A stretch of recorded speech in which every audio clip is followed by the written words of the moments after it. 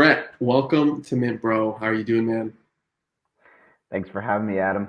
I'm feeling great. Dude, it's good to have you on, bro. You're one of like the OGs when it comes to music NFTs. You make a lot of noise on crypto Twitter, so super stoked to have you a part of the season. Let's just dive right into it, okay? Who the hell are you? Like, what should people know about you? What were you doing before crypto? Okay, and where are you now? Yeah, I go by BlockchainBrett.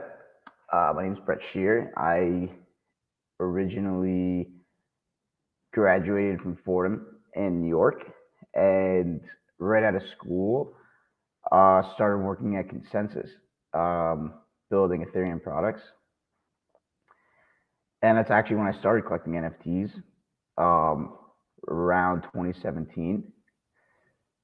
And I also, after ConsenSys leaving in 2018, co-founded Fleek, which is a developer tool, a lot of like IPFS hosting and storage, and some Hmm. more things since then. Um, and was just getting even more and more active in NFTs. Um, so NFT collector, of art, of collectibles, now music, of course, um, and an investor now. I've teamed up with Palm Tree Crew and set up a fund, early stage creator economy focused fund. And yeah, that's pretty much been it. So founder, collector, investor. That's who I am. So you're being super humble about your background. Okay, you're being very, very low key to the point, which I love when guests do. But you actually like you're OG from ConsenSys. Okay, early on in ConsenSys, you don't hear a lot of students leaving college, like graduating college and jumping straight to crypto, especially around 2017. What kind of made you do that switch? Like, what was about it at the time that you're like, shit, like I got to get into crypto, specifically Ethereum, work for like the Google of crypto per se. Walk me through that. Yeah, you know, I was studying accounting, which I didn't see like a super exciting after school path there. Um, and I had learned about Ethereum pretty luckily from a random dorm mate while I was interning at an accounting firm in New York, um, in early 2016, and was like, wow, this is sometimes it sounds like something that this sounds incredible and something that I can really Get behind. dive into, yeah, get Yeah, behind, and there could be a really yeah. exciting future. I was already building an app actually while I was in school too, trying to get into like the software side of things. So I had like an app going in the app store and trying to be innovative. So as soon as I learned about Ethereum, I was like, wow, this is the coolest thing I've ever heard. And they were actually at ConsenSys. So I was like, Hmm. they were entering ConsenSys that summer, and I was like, wow, this is pretty cool. So I knew what ConsenSys was right away. Actually, pretty lucky. And so I pretty much put everything on hold and just started reading like the Ethereum white paper, and even of course Bitcoin and stuff too, and just like diving really deep in it and immediately like put money into it just to feel the skin of the game, and started build actually like completely abandoned the app I was building and started trying to build something on Ethereum, right away. Oh, So cool. yeah, it was pretty much like immediate. And then I went to some meetups. I actually went to meet up at ConsenSys and like met Joe Lubin for the first time, um, and a couple of the other founders that were building at ConsenSys. And I knew that it was the coolest thing you could possibly do, and was like just working towards getting in there right away. Yeah. Such early conviction from your end. I think what a lot of people fail to do when they get into crypto is actually buy an asset. They do a lot of research and they study, and while that's super good, I'm a big advocate of like the best way to learn is to buy and apply, right? Which is very much what you did. Like you bought, you went to these meetups, you tried to find work, and here you are now, kind of thing. Yeah, definitely bought and then told everyone I knew to also buy. So I seem like it's pretty smart now. I love it. All right, so graduated college, entered ConsenSys. You were also trying to build your own apps. You were doing product at ConsenSys. Yeah, building Okay, product. Yeah. okay. What kind of products were you focused on? I was building more financial focused products when I was at Okay, ConsenSys. It was definitely pre DeFi, but there was a couple of financial focused apps there. got it. Yeah, and doing like product management. Got it. The only reason I ask is because doing DeFi stuff, it's like such the unsexy side of crypto. And now where you're at right now, like working with Palm Tree Crew, doing this blockchain fund, buying music NFTs, like investing in culture, investing in creators, and everything that like I'm trying to understand where did that jump come into place? Like how did you get into that? Yeah. Well, um, I just had a really good pulse on the space. Going to like every single conference, meeting all of the other people in the space, um, and just keeping a good track of all the products out there. I think just like product curiosity, just like what's going on out there. What are all the apps? Like such a new space. Everyone's pushing in 100 directions of different industries. Like what's kind of exists today, and keeping a pulse on that. And I came across like some early NFT apps like CryptoKitties and Super Rare. Hmm. And you know, I really dove in on Super Rare like early days, and started collecting art. And it was for fun. Like I actually didn't. I understood NFTs already. There was actually a project in ConsenSys called Ujo that was like really on the forefront, actually in the music space, really on the forefront of like ERC 721, but before it was even called that, like what an NFT is, right? And like storing the file in IPFS. And so I understood the architecture. And when I saw it, thought it made a ton of sense for art and for other categories. So, I was pretty lucky to have that understanding. And then um, started buying JPEGs for a few $100. Just like, and it was crazy. Like, uh, it was pretty crazy.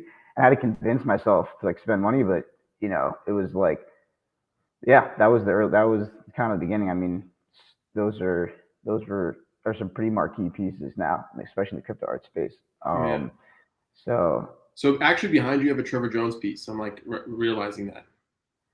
yeah, yeah, I got that one. That was lucky. That's a physical of Trevor Jones. I got some other physicals in here. I got some Coldies.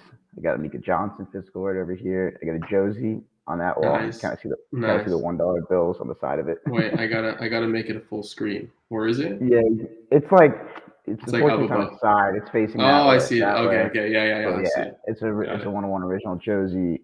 Um, yeah, I got some bunch of crypto art. Some physical ones that's come along the way too. Yeah. Okay, I want to pivot and talk to you like why I brought you here today and why I wanted to have you on the season to talk about the intersection of music and NFTs. I've done a few pieces already over the last like year. I think the first one I did was with Cooper Turley and Justin Blau. We were talking about like music and NFTs, and it's just like it's spiraled like from there, like crazy, right? We've seen a lot of like the art side of NFTs kind of explode. Now we're seeing a lot of independent artists and music NFTs hit the market. One specifically that comes to mind that was also on the show was Daniel Allen, his iconic mirror campaign for crowdfunding Overstimulated, Overstim token, which you were a super advocate and vocal about. And also having Latasha on from Arizora, the community lead there. And I want to talk to you more about like what the hell is happening in music NFTs from your point of view. Like the revolution is here, it's now. Why are you so excited about it? Yeah, I mean, it happened really naturally. You know, I work my partner in my fund um, is Kygo, and my it's also and his manager Miles, and um, so I've Miles also is my brother. I've watched the whole career play out over a decade.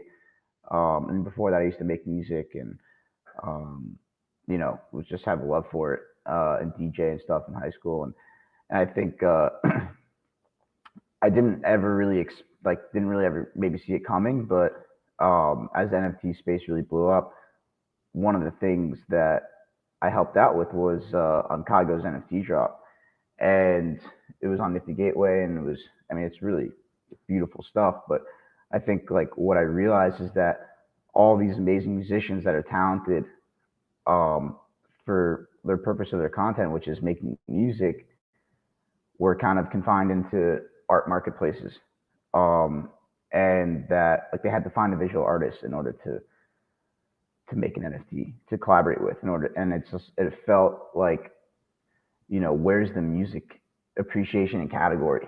Hmm. Um, so that was earlier. That was really early this year, and that kind of just like sat with me weird. And as we were setting up the phone, I mean, I had ample time to really like look around and see like, all right, what's like, where's kind of everything going.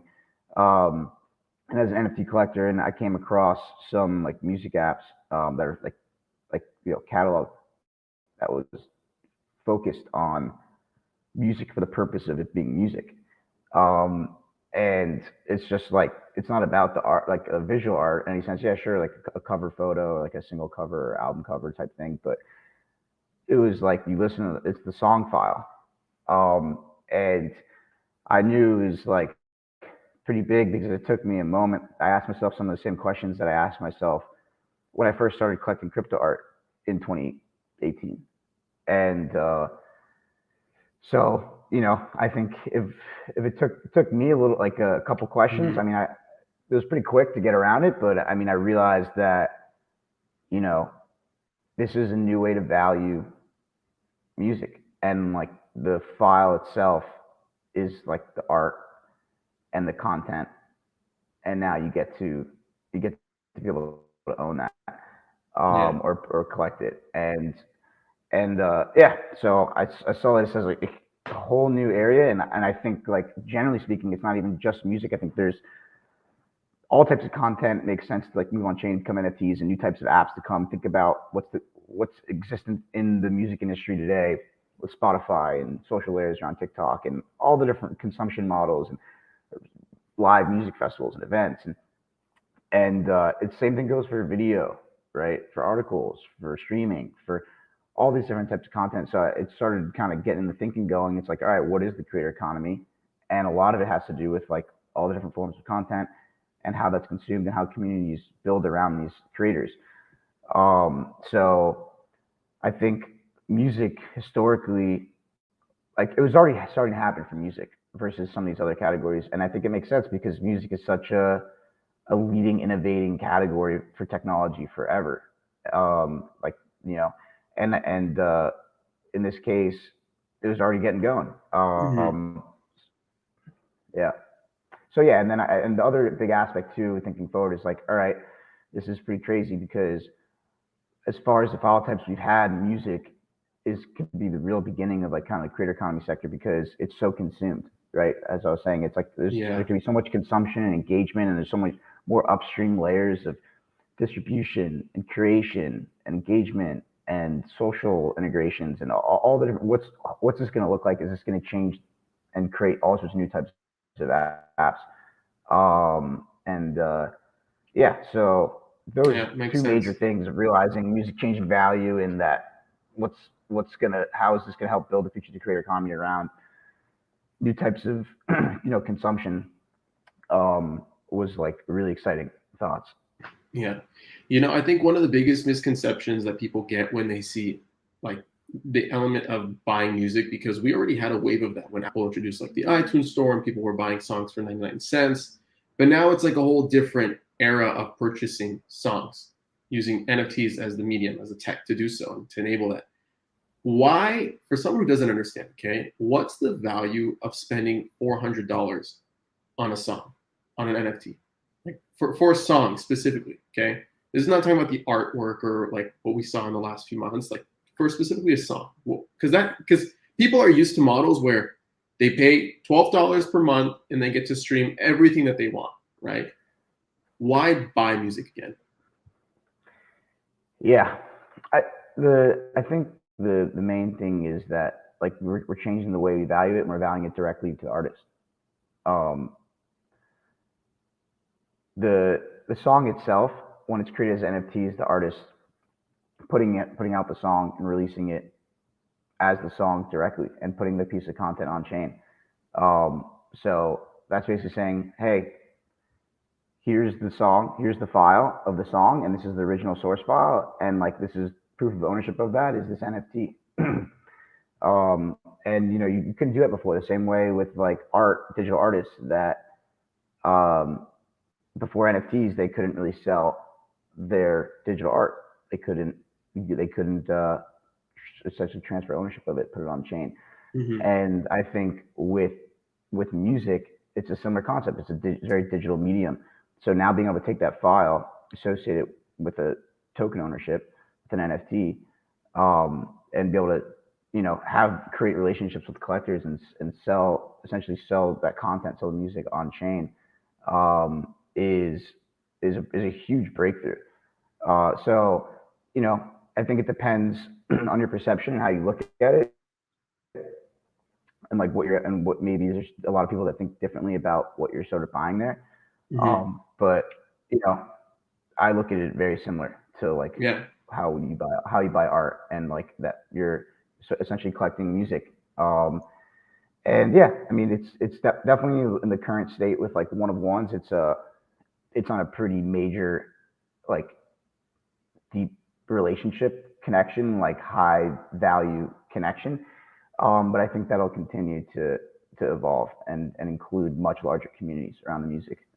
Yeah, I want to pull up a piece from your mirror post, okay, from this blog post that you wrote, specifically around point number one under the section, and I'll link this in the show notes. But music NFTs are changing the way we value music. Okay, so zooming in for a minute, I just want to read this really quick. The music/song file as the NFT is now capturing the value of the song. The NFT where all the value of the song accrues, or excuse me, the NFTs where all the value of the song accrues. With Web3, all music is free to listen to. Forget about the Spotify model of this song being worth what the royalties say they are.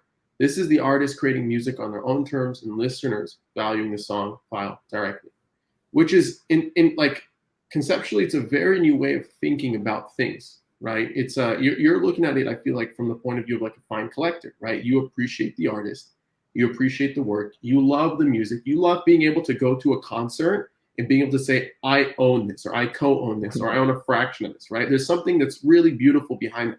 And I've experienced that. Like when I participated in the Daniel Allen crowdfund on Mirror, okay, I then went to a launch house party that he was performing at. And I was like, shit, like I bought your NFT. Like, how cool is that? Like, let's artist collector relationship, artist fan relationship.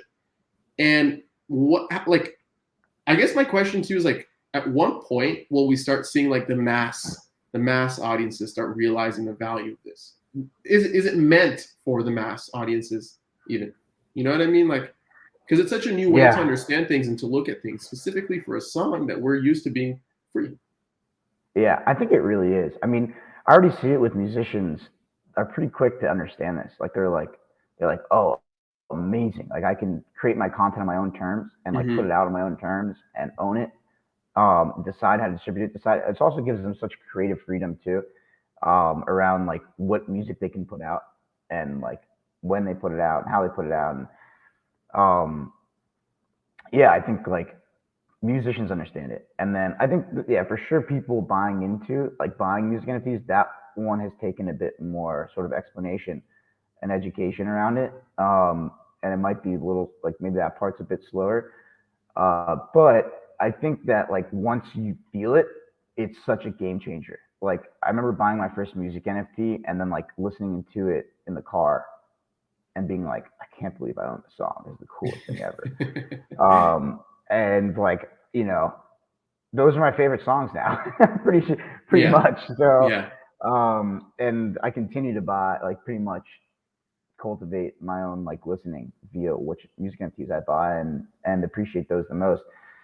Um, and I think people like obviously on a pretty large scale because I'm all the one of ones I bought and it's definitely cost some money, but I think it'll be more mainstream as it gets to a bigger scale. And I think the step there is creating community around the music. So, I've even talked about it in that article as well, like the future of music NFTs is musician DAOs. And you've had Daniel Allen on, so I'm sure you talked about in his episode his DAO, the Daniel yeah. Allen Overstim DAO, where it's a really innovative leap in this space, and I think a lot of artists will continue to take that leap, and it'll become a major backbone like the future of music and music NFTs is essentially musicians. The concept is taking your music NFTs that you create, essentially putting it into the treasury of a DAO. And in reality, it could be even more types of content. It could be your music videos, you know, and kind of other things as well, things attached to that. Like when you have the ownership of the song, like the NFT in the DAO, the sales from that NFT, right? Like you have ETH sales now. The potential engagement layers that might accrue value, those NFTs might accrue directly and into the treasury.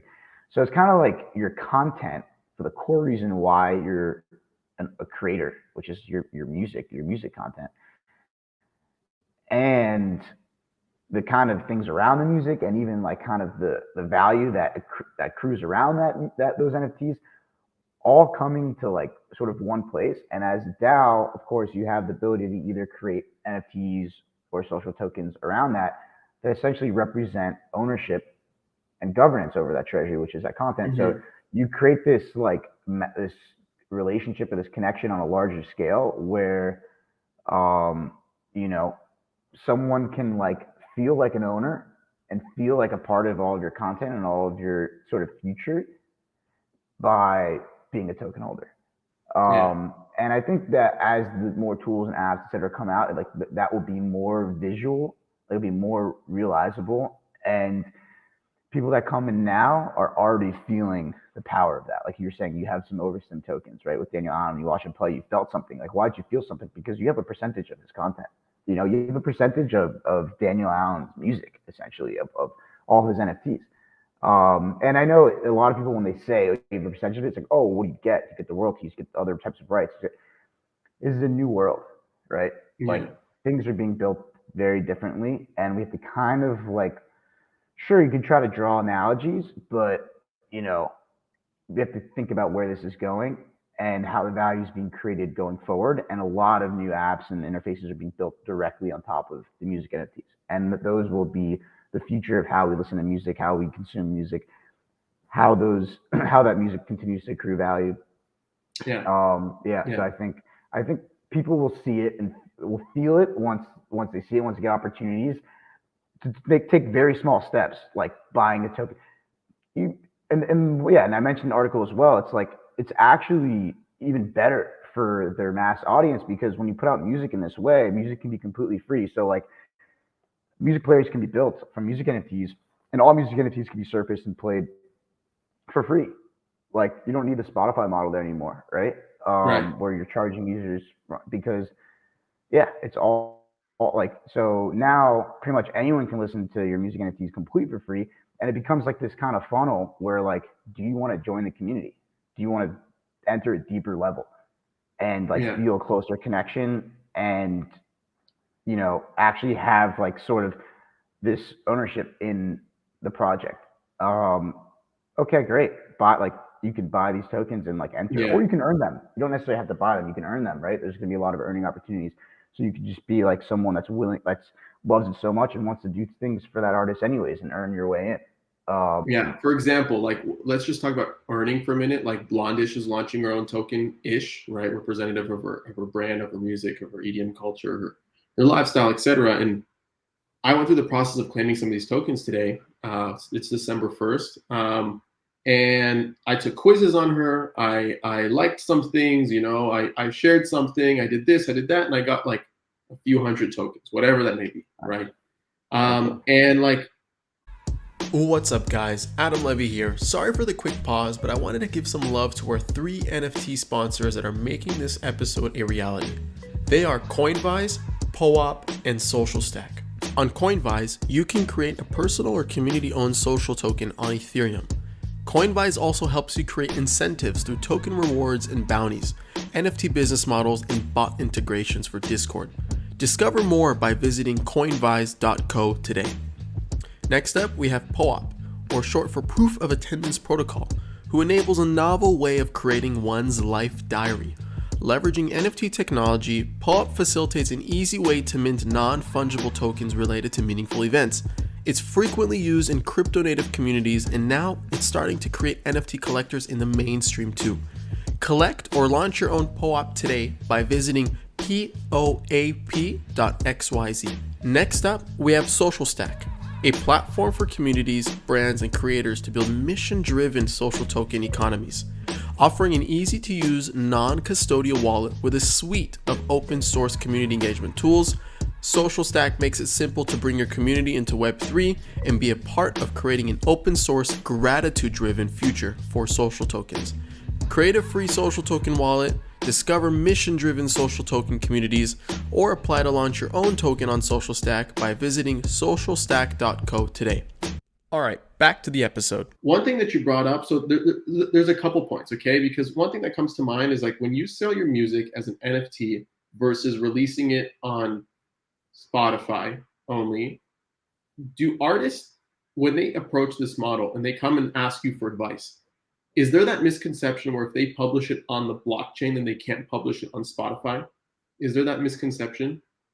Yeah, that definitely happens. Like, also, there's two. The first thing is like the royalty that the artist like Right. tries to understand. Like, oh, is it connected to the royalty? Am I selling the royalties?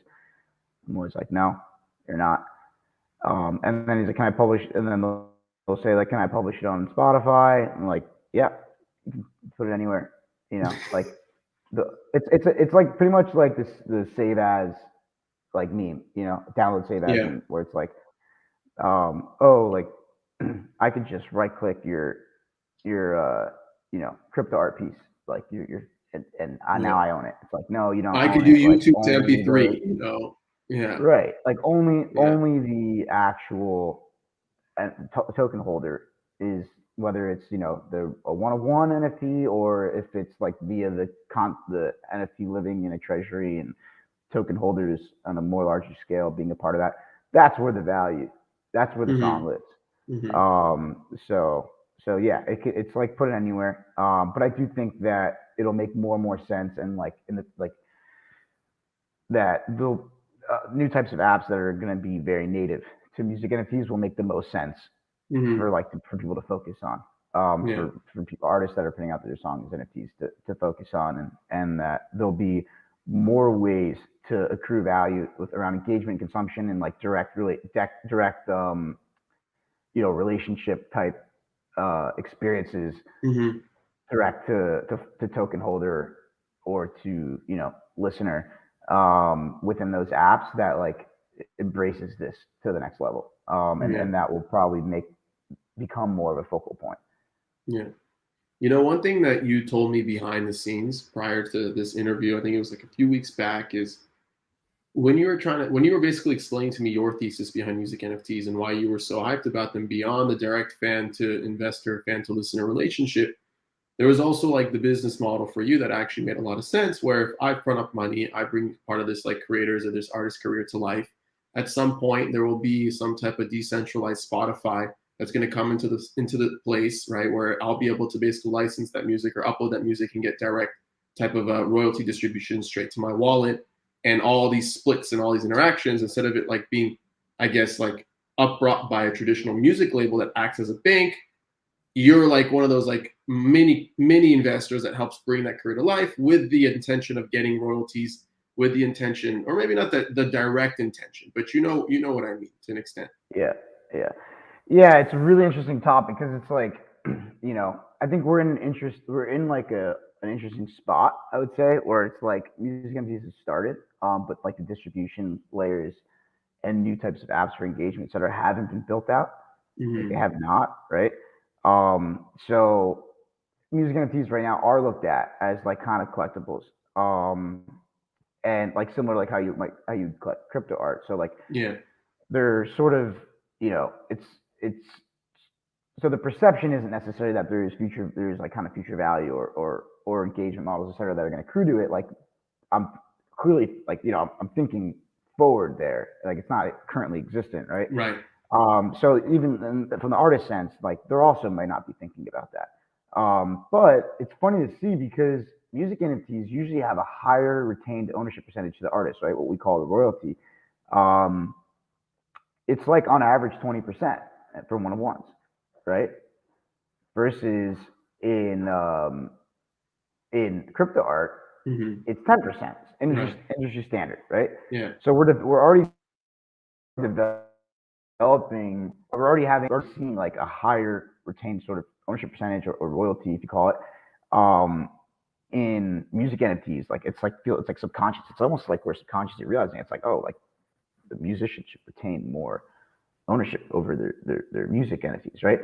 And I think like it's hinting toward, and I've seen it up to 50%, and I'm fine with that because I do see that future where the content itself, the song itself as the NFT, that like this is this sort of traceable ownership back to the file, and that as that music NFT is surfaced for more layers through distribution, through different types of curation, whether like you can imagine distribution is similar to Spotify, you can imagine creation similar to like Spotify playlists, right? Or like other types of industry music blogs, etc. And higher levels of like social, where it's like similar like TikTok, where like the songs are integrated directly into the social media app, like the core component behind how to make videos. So the future of like how is the music NFT going to be, or how new apps are going to be built and integrating those and creating like experiences around that content for listeners to engage and start like kind of monetizing listeners directly to the music, directly to the artist. I think those music NFTs will accrue a lot of value, like potentially on-chain revenue, right? Call it the equivalent of like yield farming and DeFi, like sort of engagement type farming, or like something of that nature. And these music NFTs, I definitely see a future where they can accrue a lot of value, and I think it makes sense for it to accrue to the NFT. And I think what that will do is, as those things are built out, like the artists will move to retain significantly more ownership of those music NFTs. I think in the future it'll be very difficult to buy one-of-one music NFTs like down the line. And these sort of in this current state, because of like where the space is at, these, they might be more like historical collectibles and pieces of art versus what it's going to be in the future as music NFTs are more integrated to listening experiences and consumption, that accrue value on-chain revenue essentially, like directly, right? So I think as that plays out, it'll be really interesting. I mean, it's, and you kind of like pay more like now, or you kind of pay less and get more percent ownership of like the music NFT now, because those things aren't there. And like it makes sense because like the music NFT, like that releasing that song might not get that same level of engagement as if all the stuff is there and songs are being released in the future. Like it's going to have those opportunities to accrue value versus like the music NFTs now don't really have that. So it makes sense for them to be more viewed as sort of like collectibles. So it makes sense to get more percent ownership and retain it. So it really like, works on both ways, and we're kind of in this like middle ground spot, I believe. And I'm happy to be there, because if that's the case, and these things, and like, this is the future, which I believe it is, where like all of new apps and consumption, et cetera, is direct to music NFTs, and it's built around the musician's community, and accruing value directly on chain. Maybe some of the earlier songs aren't going to be as integrated or performing super well there. Maybe they will, but maybe they're not, because they were before those things were built. Sort of, they still can get integrated later. This will be a part of those apps, etc. But like, it's kind of predated before they exist. So those are historical. Like it's a renaissance. Like those musicians saw it before everyone. Maybe they didn't understand exactly where it was going, but like they participated. They put themselves into it. They poured their content into it. And like that's the beginning of Renaissance, and those deserve to be very, very, like very valuable, NFTs, pieces of content. Makes a lot of sense. Makes a lot of sense. Super exciting times, and kind of like where we're heading.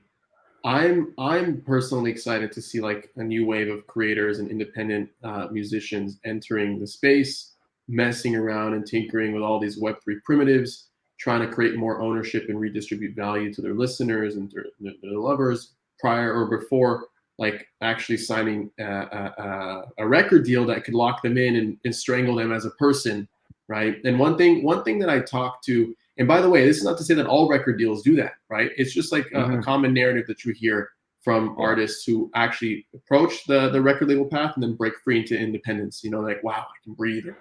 Just from whatever, okay? No shame, no shit on all the labels. But one thing I want to bring up really quick, when I had Latasha on from Our Zora, also like dope black female rapper.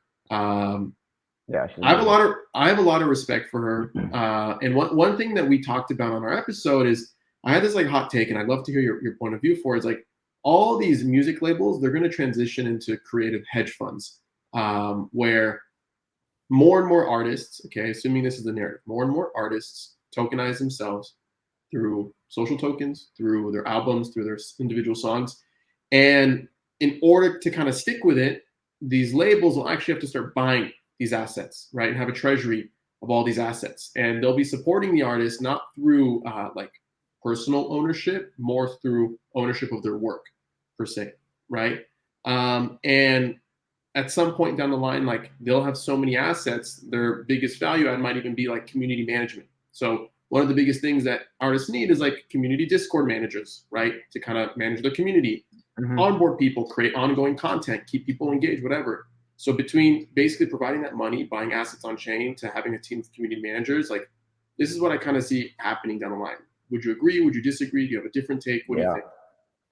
Yeah, I mean, it's crazy. Like entering the music NFT sort of space right now as musician, as independent artist.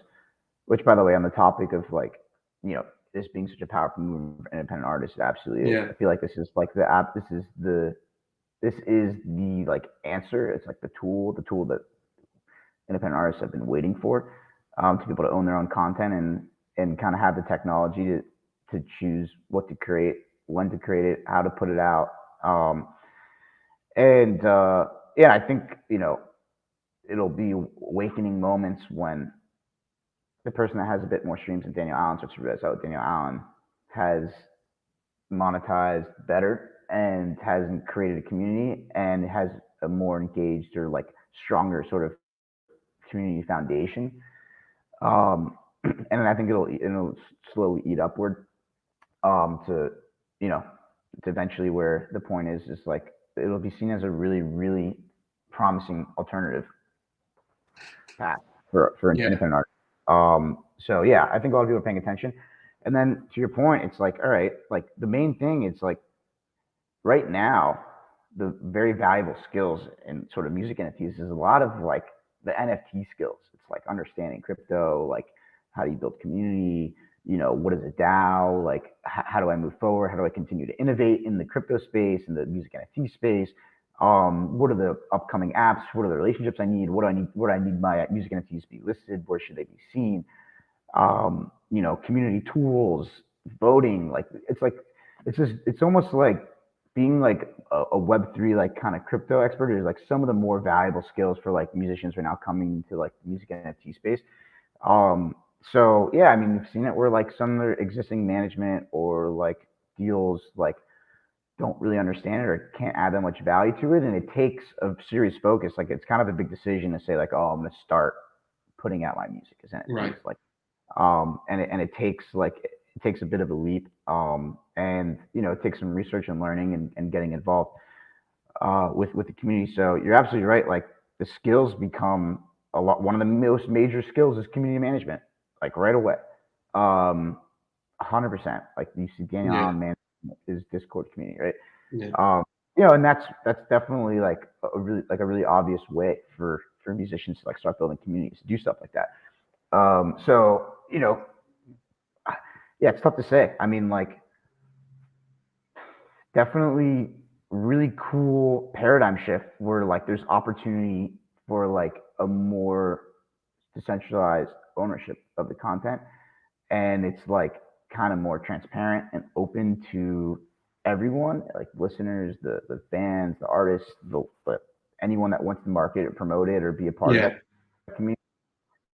So like I think they'll the future of like labels interacting with music NFTs will have to join through in the way that the music NFTs are sort of structured and the community is structured. Like they're gonna have to like kind of fit into that.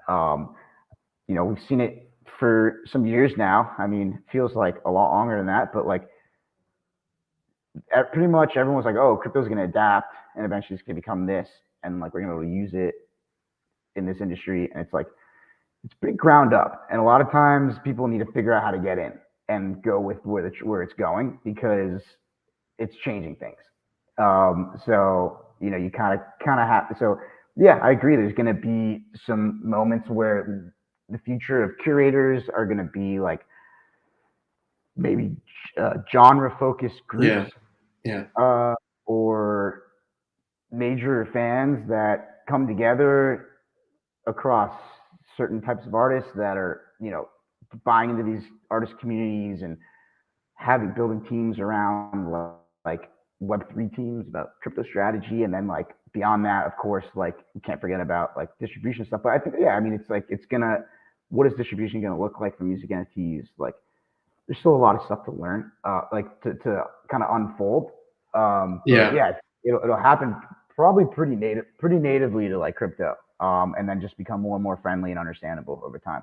Yeah. The thing that I just say is like, just get involved, dive in. What's the worst that can happen? Just get in, just like mess around, throw shit at the fan. If you need money, like there's people who have grants, and they'll send you your first ETH in for minting fees, and there's communities that you can join, questions that you can ask. Like you just have to be super proactive. One thing I loved about Daniel Allen is like, so I first met him online. I then met him in person at that Launch House event. And then we met up for like acai, whatever. We hung out. Then he came over and like we did our things, like helped him with his like community, blah, blah, blah, blah, blah.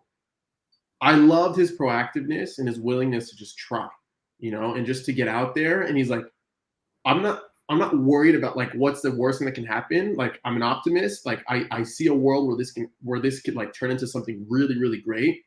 I'm just gonna get right in. I don't care. I don't care if it costs me money. I don't care if it costs me time. I don't care if I look like the stupidest person in the room. I don't care, right? I think that should go without saying to like all these new artists, all these new creators, all these musicians, et cetera, that want to enter Web3. And I guess like when people come to you, Brett, and they see you collecting, okay, and they see you spending money and supporting artists, as an investor, what do you look for, right? Like what do you look for in the NFTs that you buy? And the artists who support. Tell me a little bit about that. Yeah. Well, first on the point of, just jumping in, I agree completely. I mean, I think, it's almost advantageous for the next wave of artists. Like if you're coming up and you're just starting, you're not really making like big money yet. You don't really necessarily have the big record label yet. Like you're maybe not on tour yet, or like there's all these like things that like you're in a spot where like your community's just starting, where you have like a very opportune thing where you can just like take advantage of like going crypto native to start and like having music NFTs as your source of putting out music and kind of embrace it from an earlier stage. So it's like, for some kind of like younger, earlier stage independent musicians, like it's like you're almost in an advantageous spot compared to like the rest of artists, because you can just dive right in, you can embrace it and like totally build with the future of this space from the beginning. And you'll see a ton of comparables to crypto, like the crypto art days, where like those artists are the most successful crypto artists today. Yeah. Like by far. Like look at Xcopy, look them up, right? Look at Hackatow and Colby. Those are like some of the first 3 artists ever on Super, and were didn't have an Instagram following by any means, or maybe like they obviously had background in art and making art for a long time, but like that's where like the medium like gave them like they embraced the medium early, as like sort of these upcoming earlier less known artists. And now an Xcopy sells for minimum $2 million secondary, right? So it's like it's insane. It's been 2.5 years. It's the craziest thing. It's unbelievable. I don't think anyone saw it coming this fast. Crazy. it's unbelievable. So I think like to look at it as an advantage and opportunity for earlier stage artists. I would say there's also options for like some of the later stage artists that have labels, etc. And it becomes a little more difficult because what happens is record labels control distribution of the songs. So like they say they have agreements with Spotify or whatever streaming platform that like says you can put the song there. They don't have that with music NFT platforms yet, obviously, right? So what ends up happening is like your options become like basically your catalog that is not under the label, right? So, and it's not ideal versus like so much as upcoming because you can put all of your next songs and everything you create, like you have the opportunity to put that on chain, and that's very promising for like the community collectors. You're like embracing this area, the space. But it's like, all right, like you can start dipping your toes and working this and figuring it out and seeing like if this is a real opportunity. So you can do catalogs that aren't under the label, right? You can also, another crazy thing is like creating project names, like that, creating a new project. Mm-hmm. I think we've all seen what Universal Music Group just did with Jimmy McNeil's from NFT 42, where like he created this Bored Ape group. I think it's called Kingship, and it's like gonna make music, right? Like think about that, using NFTs, avatars, etc., as like branding for like creating music groups and new names for those music groups, etc. Like those are pretty cool crypto native ways to like embrace this thing and release music. And so that's like a pretty cool option that you can get moving, even if you're already kind of big and have a label and feel it out.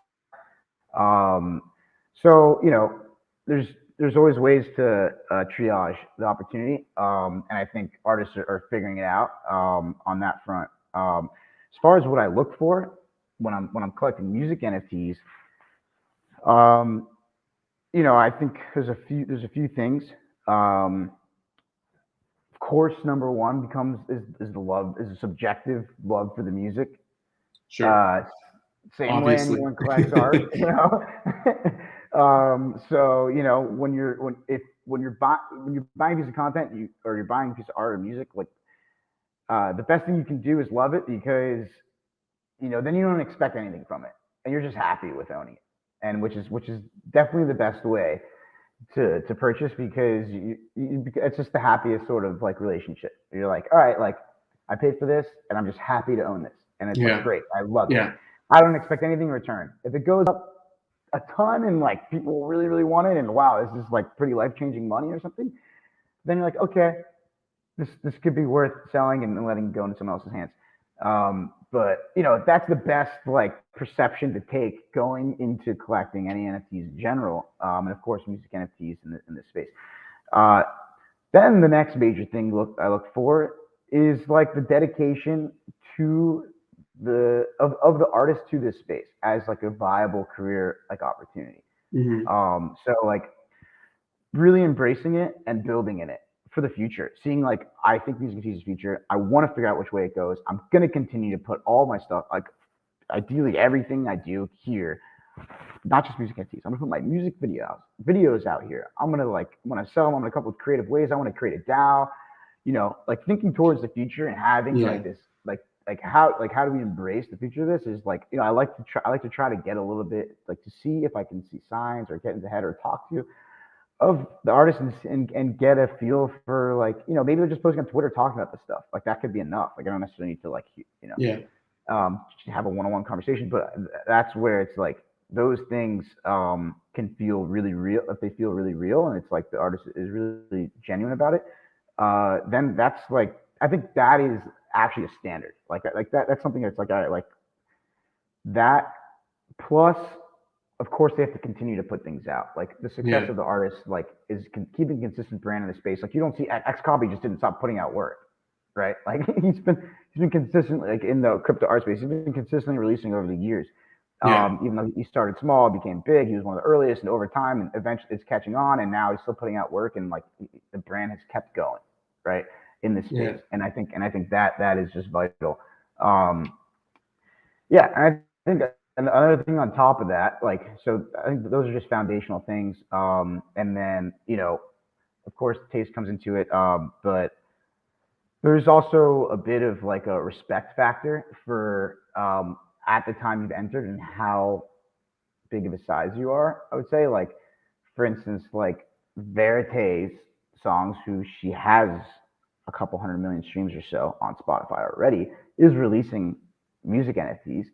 Like, there's some respect there. It's similar to like kind of when, I don't know if everyone knows who Pac is, but he's a big crypto artist, right? Like, he had 1 million followers on Twitter. He came into the crypto art space in like 2019, like pretty early. Mhm. Like, that mattered. Like, that's like, it's like using your reputation, your stance, and your current following, like taking a risk with it and embracing something that's very new. Like, there is like a respect factor there Yeah. that should just be taken into account, and taken into sort of the value of the work. And yeah, so that's something I definitely pay attention to as well.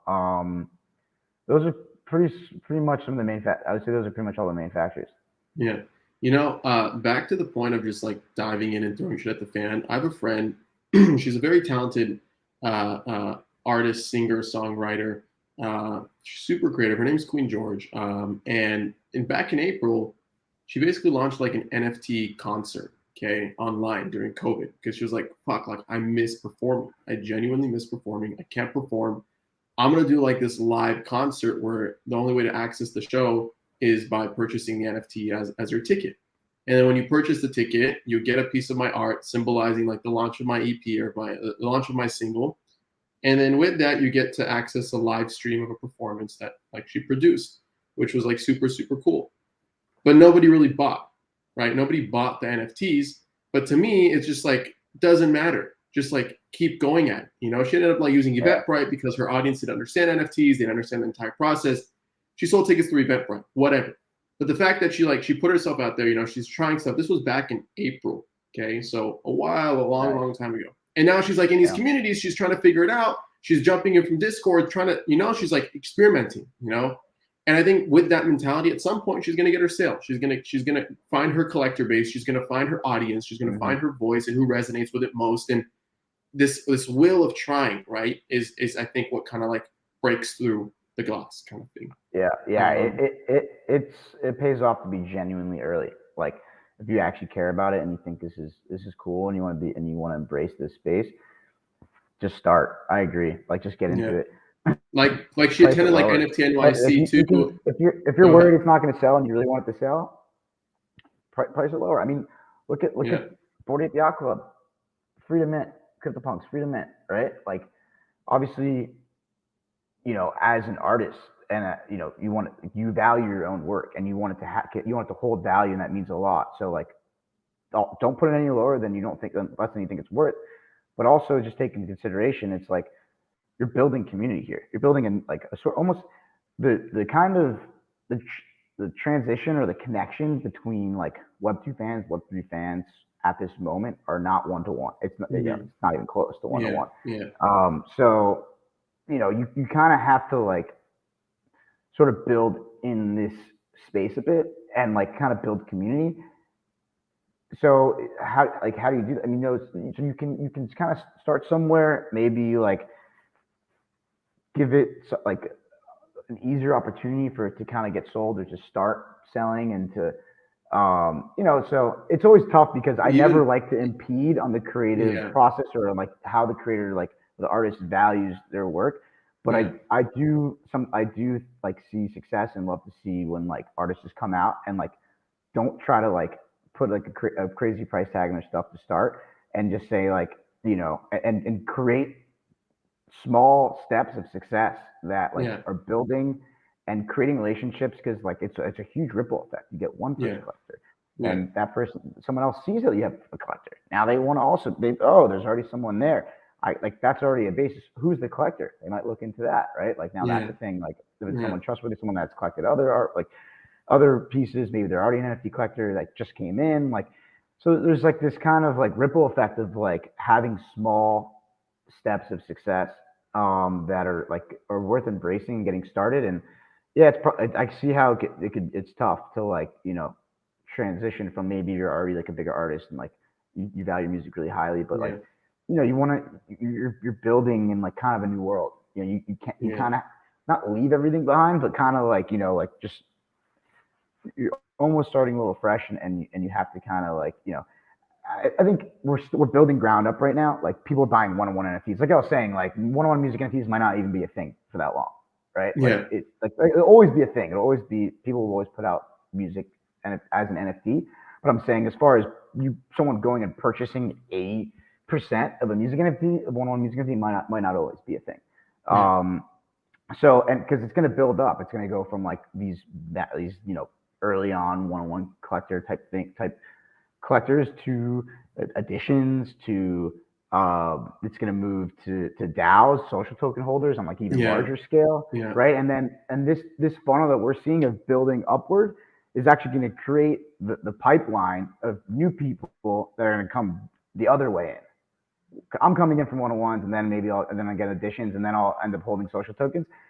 The next wave of people are gonna come in, listen to the song, get a social token, maybe get an edition, and then even maybe if they're crazy, then they'll pay to get a piece of one-on-one. So like, we're building out a lot of the foundation for like the funnels of the next wave of I guess fans, like music NFT fan engagement. Yeah. One thing that I like to advise people is the best way to kind of go by something and trying something new is by attaching it to something you already do. For example, you already perform, you have people show up at your performance. The best way to growth hack a database of addresses is by issuing a POAP, a proof of attendance. So the second they basically have this free NFT of yours, then you can redirect them, like at the live performance, you hand out those like little QR codes, everybody scans them, they collect their POAPs. And then on the stage, you funnel them in, you're like, everybody, you connected all these POAPs, join my Discord. Like, this is the URL. You have like a QR code that they can scan on stage to kind of get into Discord. Like, there's different ways you can do it without necessarily like literally putting yourself out there and issuing a mint of your one-of-one song or issuing a token of yourself. Like, there's different ways you can kind of position it and initially grow like an on-chain community. I think POAPs are a really good way to do that. That's something that I do with the newsletter too. Like, I was able to growth hack, quote unquote, a few thousand subscribers to mint just by the newsletter using POAPs as listener badges for the podcast. I don't have a token. I don't have like NFTs, but I have this way to kind of prove listenership that's super fun. You, on the other hand, or these creators, artists, listening, musicians, can basically bootstrap an initial community by issuing these types of free NFTs that are super fun, super elegant. So yeah, just like a side tip. Yeah, it's definitely cool. Like, anything is cool. Like, low cost, higher volume. Yeah. Entrance NFTs is awesome. Like, POAPs are awesome. I would say that the core value of your NFTs that are going to kind of be back in your community is going to be based on the content that is true to you as a creator. Right? Like, if you're a musician, like, your most valuable NFT should be your music NFTs. Sure. If you're a visual artist, your most valuable NFT is your art. I mean, and not anyone's contained, but of course there's musicians that are artists, etc.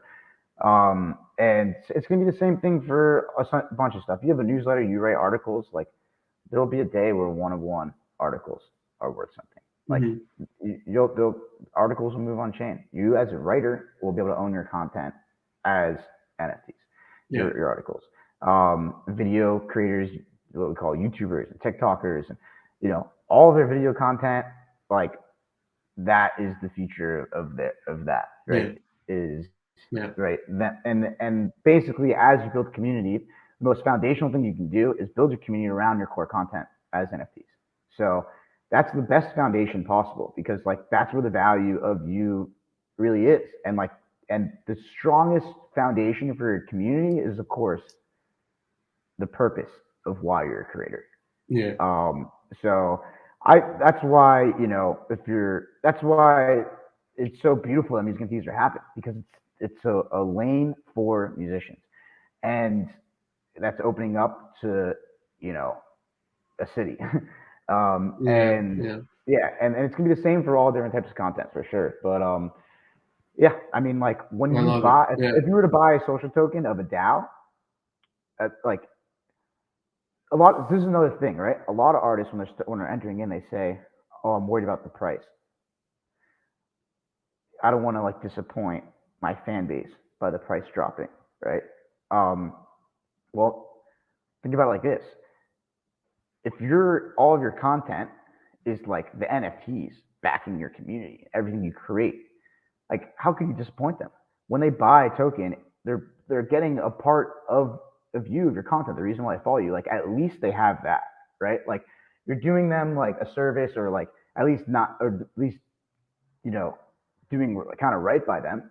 You're doing right by them saying, hey, like when I'm buying this token, it's like the same reason why when I buy a music NFT that I like, that I don't need to sell it. I'm not expecting to sell it. Like I'm not doing it for like any returns. I'm doing it because like I'm happy with it, because I'm at least at a minimum enjoying the song, appreciate the content, appreciate the price I paid for, and I think it's still worth that to me, right? And like, sure, in the future, like I was saying, like if it goes up a bunch and there's opportunity to sell it, like great. If I want the money or need the money, like that's an option. But like when the community is like backed by the content, then when people are buying it and buying a social token, they're getting like a percentage of, like a representative ownership percentage of all of your NFTs, which is like your content, right? Of your content, which like they should be happy.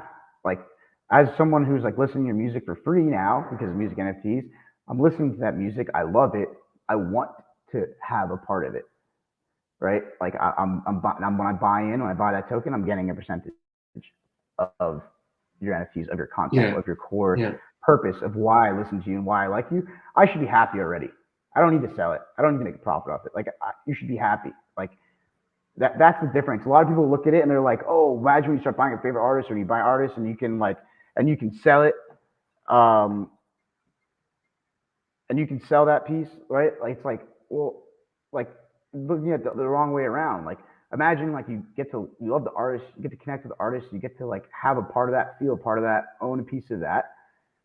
Sure. And then like if that works out, it could pay off big time. Like 100% could, but I think that it comes the other way around. Yeah.